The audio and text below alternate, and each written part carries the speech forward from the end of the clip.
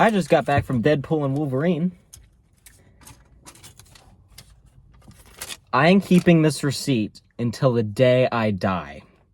This was the best MCU movie I've seen since No Way Home, and that is not a fucking exaggeration. Holy shit! That was planned. This is gonna be a non-spoiler review. I can't wait to talk about this. I'm literally still sitting in the car. I just dropped off the friend that I took to see this. I just got home. I cannot wait any longer. I need to talk about this. This is going to be spoiler-free. Spoiler-free. This is just going to be my pure thoughts about the movie itself. 9 out of 10. This movie fucking ruled. This movie is definitely on my top 3 MCU films. And that is no lie. Like, even when this movie was announced, even before Wolverine was, like, involved, this was going to be like, oh, is this going to be the movie to save the MCU? Well, I think this movie knows that it is, and I think it is. It is. This movie really made me excited for the MCU again, even though I really kind of want to see Captain America 4, but that's none of this. This is about the movie. Great movie. Oh my god. Yes! Oh. I'm trying to think of how to talk about this without giving away spoilers. The writing, phenomenal. Honestly, out of the 3 Deadpool movies, this one is written the best. Every character in here has an arc in kind of a way, even though, like, most of the characters, especially the ones we find in the Void, they all share, like, the same arc. I don't want to spoil what that arc is, but it's kind of a cool one. The play on, like, fourth wall and all that. I'm not going to spoil. I'll talk about it in my spoiler review tomorrow. But every character overstays their welcome, and I really like that. They really, really do. You really just feel the heart. Like, everyone cares, especially if you've seen the credit sequence.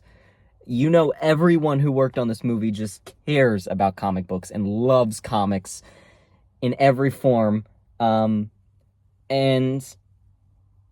every actor brings their A game as these characters. Even if most of the characters that we see in this movie are from terrible movies,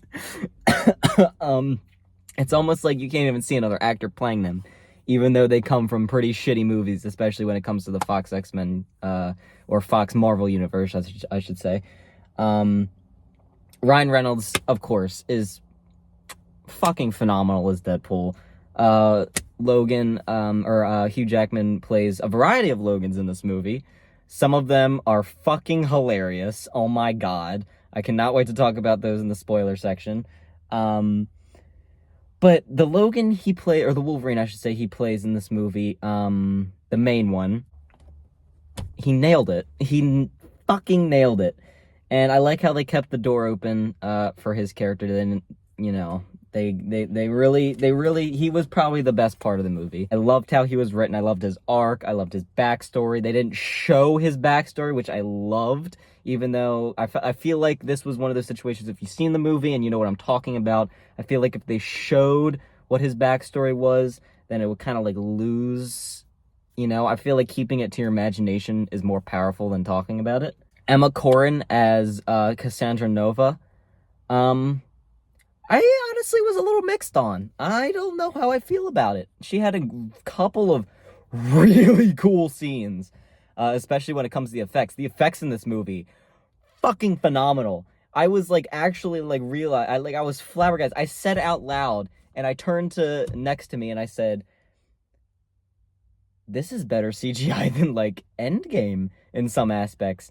Like, it's been a while since we had a Marvel movie with, like, outstanding CG, and effects. I mean, Guardians Volume 3 was okay, but that, again, I'm getting off topic. Effects in this movie, fucking fantastic. I loved it. Honestly, out of the all 3 Deadpool movies, this one had the best effects, especially the first one. The first one had some pretty dodgy stuff. But yeah, Cassandra Nova, I'm still mixed about her. I kind of want to talk about her in my spoiler review. I don't really know how to talk about her now, because there are so many fucking spoilers in this movie, especially revolving around her character. I'm still a little mixed on her. It's the tone shifts with her, like, very, very often, and she doesn't really get that much screen time, so it's like, what do they want to do with her character? I'm not sure. The characters that we see in the trailer, we saw Pyro in the trailer, so I'm going to talk about him. He uses powers like once. A little pissed off about that. He was in the movie a good bit. He was pretty much the main Fox X-Men character we see most of the time, though we do see a couple in there. And not just Fox X-Men. I was not expecting a lot of these cameos. Holy shit! Holy shit! Holy shit! I'm going to talk about that in the spoiler section, but who else did we saw X-23 in the trailers. Done well. She did not overstay her welcome, which is good. I was very worried when I saw her in the trailer that they were going to be like cashing in on Logan's success, but she has a couple of scenes. It's enough. They don't ruin what she had in Logan. They keep her character, pretty much just so we can see some badass X-23 moments, which I love. Also some motivation for Wolverine. Don't we see Lady Deadpool in the trailers? They don't. I'll leave that up to people to find out if you want. I will talk about it in my spoiler thing, but I'm gonna leave that one there to see how people feel about that one. I feel like I know what people are expecting to see when it comes to a Lady Deadpool, and I don't know how people are gonna feel about it, because I feel like some expectations are going to be shattered and some are going to be heightened, but I don't know how people are going to feel about that one, because I know as soon as people see Lady Deadpool, they're going to be like thinking about this one thing, and I don't know if people are going to be happy if that thing is true or if it isn't true, but I feel like if you see the movie and you know kind of that mindset when you think of Lady Deadpool, you might know what I'm talking about, but characters, phenomenal. I loved every single moment of these characters, even if some of the characters came from shitty movies in the past, some of my least favorite comic book movies of all time. There are characters in here, but if Deadpool movies have done anything, it's make a terrible character in a past movie great, and they do it very well in this movie. The story, when it comes to the story, I thought it was fine. It's not anything special. I think the storyline of all the Deadpool movies is pretty much like cut and dry, but they kind of play with that aspect. They kind of know it's cut and dry and kind of been there, done that. First Deadpool movie, that's just pretty much a revenge story, a love story mixed in there too. The second Deadpool film, that's just, learning how to be a family, being one unit, caring for one another. We've seen it done a bunch of times. This movie, it's pretty much just about friendship, It's about, putting aside your differences, and even if you don't really like this person, they mean well, And that's really what friendship is, because a lot of your friends, best friends even, can be, like, annoying at times, and honestly, you kind of want to shove a Wolverine claw down their penis, sometimes. But, you still realize, there's no one better out there that can be a better friend, so I like the aspects of friendship in this movie. There is not one joke in this movie that does not make me laugh out loud. I was laughing my ass off the entire time. I can even admit, like, the first two Deadpool movies, there was a lot of jokes in there that did not land for me. This one, I feel like 5 people wrote, because 5 people fucking wrote this movie. I feel that. I feel it, and it was awesome. Sorry, I came inside. I really did have to go to the bathroom. What was I talking about? So, yeah, writing, literally, like, honestly, the best written Deadpool movie, in my opinion. Another thing that I felt like, now this is probably going to be a hot take, but I always got the feeling that the first two Deadpool movies didn't really care. The first two Deadpool movies, it felt like they didn't give a shit, if that makes sense. Yeah, they still had characters, they still had arcs, they still had a well-written movie, but, like, it felt like there were scenes in there just to please fans. I mean, don't get me wrong, this movie has those scenes, and they are front and center. But, like, just like No Way Home, those scenes have purpose to the plot. They're not just there for fan service. They actually mean something, It doesn't just feel like filler. It just doesn't feel like a cash grab. It doesn't just feel like, you know, getting people on YouTube to like post like rare photos or like bare bones ass looking amateur shots of the movie so that they can put it on YouTube and get clicks and then that gets the movie pop. No, they're there because of reasons. They're there because they mean something to the characters. They mean something to the plot. And sorry, that's kind of a little low. Should probably prop that up a little bit more. But yeah, a lot of the scene, every scene in this movie not only has fan service in it, but it actually gives a shit and is used to forward the plot.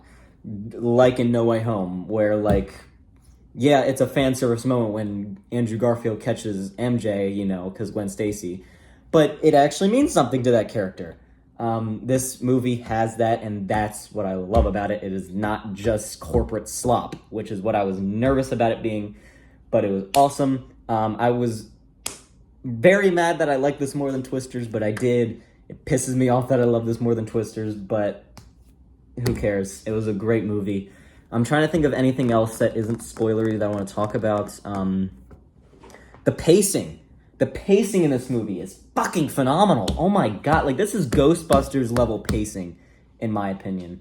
There isn't one point in this movie where I actually look at my phone and be like, oh man, it's only that long? No, there isn't one moment in this movie where I'm looking at the time or distracted or bored. No, fuck no. Even though there are a couple of aspects of this movie that I still don't know how I feel about. But this was a 9 out of 10 for me. I fucking love this movie. What else? I'm trying to think so hard if there's anything not, because this movie is just pure spoilers. The characters that are in here aren't just cameos. They actually have shit to do in this movie. They at least have more than 3 minutes of screen time. I could say that much. Damn it, I love this movie. I can't get over it. There's so many things going through my head, and that's something I haven't gotten in an MCU movie since like No Way Home. Yeah, Guardians Volume 3 was okay. Like, say what you will about that movie, I thought it was just okay. I thought it was lesser than Volume 2 and lesser than 1. It was still a good movie, but that's neither here nor there. Long story short, this movie made me glad to be a Marvel fan again. It made me excited for the future. It made me excited for movies coming forward. This movie had heart. And you could tell every single frame that everyone who worked on this movie cared.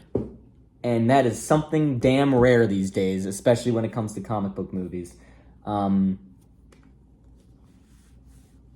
I will say this, if you like Ryan Reynolds, you're going to see a lot of Ryan Reynolds in this. You're going to see a lot of Ryan Reynolds in this. Holy shit. Dogpool. He's a standout in this. Oh my god. He fucking ruled. I can't believe that's a real dog, and that tongue is actually real. That was incredible. Please go see it. Please go see this movie. I cried, teared up a little bit in most of the scenes of joy.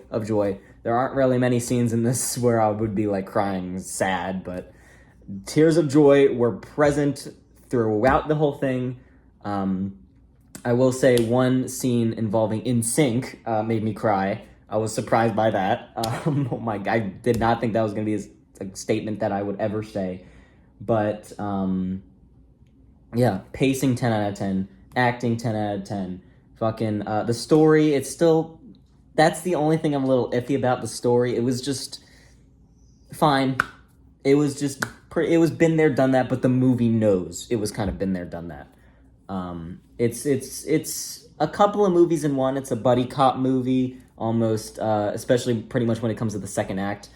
One more thing I want to say is that I really enjoyed the fact that this movie was a love letter to the Fox Marvel universe, not just X-Men, but like I'm talking like Daredevil, Fantastic Four, Elektra, any Marvel Fox licensed movie.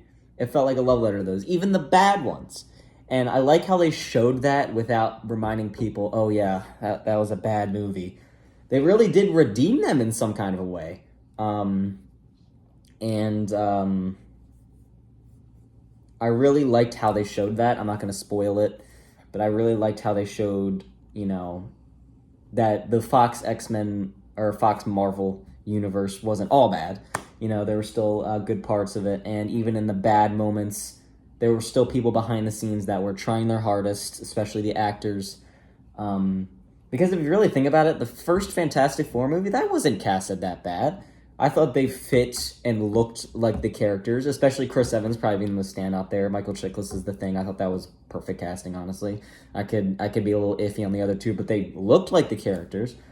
But like, you know, long story short, I like how they showed that. I really did. It made me, you know, kind of second guess myself, you know, even though I'm probably never going to second guess myself because Fan Four Stick, that is an abomination beyond repair. But for some reason, it still made me care about those characters, even though I could give two shits if I saw that movie again. But long story short, pacing's 9 out of 10 now that I think about it. I'm going to change that to a 9 out of 10. Acting, 10 out of 10. Oh my god. I loved every line in this movie, which goes to the writing and being another 9 out of 10. The story is still, I would say, a 7 out of 10. There is not one aspect of this movie that made me roll my eyes. There is not one aspect of this movie that made me question faith in the MCU. This movie made me glad I read comic books. And when they show characters that not only are for past movies, but that we have never seen in live action, I was pointing. How's it going? I was pointing to the screen. Like, I can't tell how many times I was just audibly laughing and pointing to the screen in shock. Like, oh my god. And, oh, Jesus. Oh my god, I loved it. I loved every second of it. But I'm going to shoot my spoiler review now. So thank you for watching. My initial thoughts, long story short, a 9 out of 10 movie. Honestly, this I enjoyed this way more than anything in Phase 5. I enjoyed this way more than anything in Phase 5. I still like No Way Home more. I still liked, actually, now that I think about it, the only things I liked in Phase 4 were really No Way Home and most of the TV shows, so I'm just going to say I like No Way Home more. But this movie was still the best Marvel movie I've seen in a while. Maybe even since Endgame, I would say. Maybe since No Way Home. I really got to think hard on that one. But just know, please go see this movie. It's really what Marvel fans need right now. It really is. It really is. And I think they knew that when making this movie, so they really didn't pull back any punches. Kevin Feige, you know, let him do that. And they make fun of Disney a lot. I will say that, so that was a good plus. But, without further ado, I'm going to go shoot my spoiler review now. I'm going to just pretty much talk about the movie, you know, because there's literally, you can't even talk about the synopsis of this movie without referencing spoilers. So I'm going to go talk about that now. So